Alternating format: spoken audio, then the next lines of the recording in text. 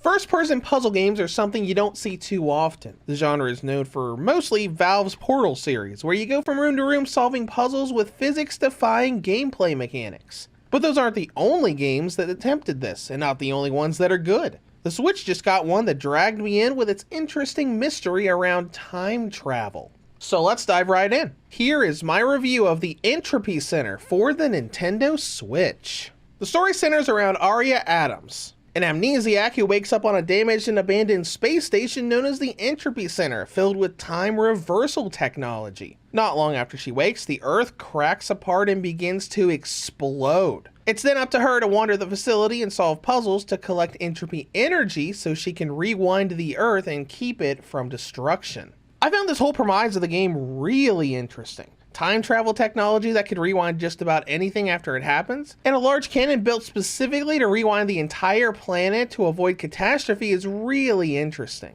You don't get a lot of info fed to you during cutscenes, but find bits and pieces in computer terminals from how the facility works to how and why it's deserted. But I will say this, be prepared for some really depressing themes and reveals.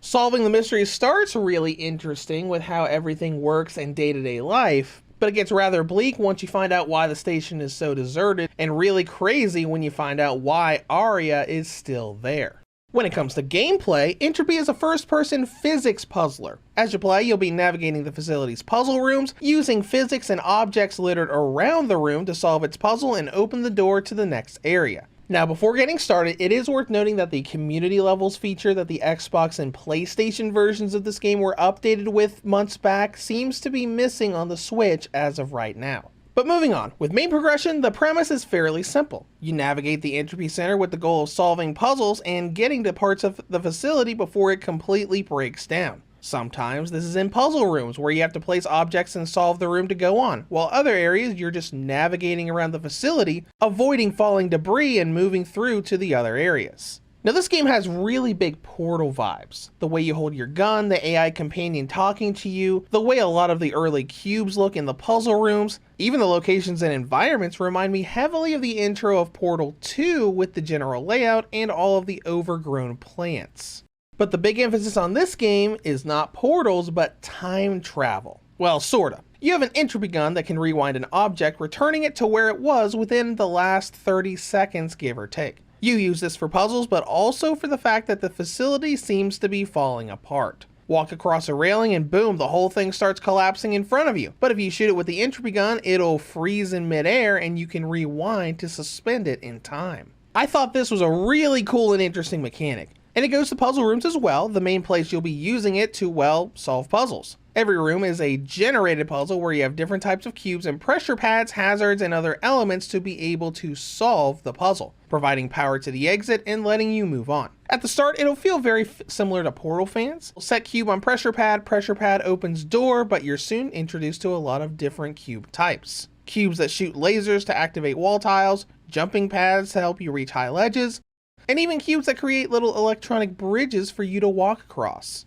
And all of these utilize the time rewind feature of the gun. Lots of puzzles require you to not just set a cube somewhere, but chart a path for it to follow to help you solve a puzzle. You might have 2 pressure pads for different doors and only 1 cube, so you have to move the cube around on a path for it to follow and use the gun to rewind it through that path to be able to travel to both pressure pads and allow you to go on. This gets really technical towards the end of the game with transformers that turn cubes into other cubes and having intricate paths that will take up the entire 35-second limitation of the entropy device. Eventually, the game will also throw hazards your way, like respawning enemies that throw energy balls at you, though even they're not immune to time rewinding. You can easily lock onto the energy ball as it travels through the air and send it right back to where it came from. I find this system to be a lot of fun. Many of the puzzles are very brain-bending when things get real intricate, and you have to think of ways to get cubes to certain elevations faster and easier than the logical first thought. And I really just found it cool to look at when you're running through a breaking building and using the gun to suspend the falling debris in time as you navigate around it.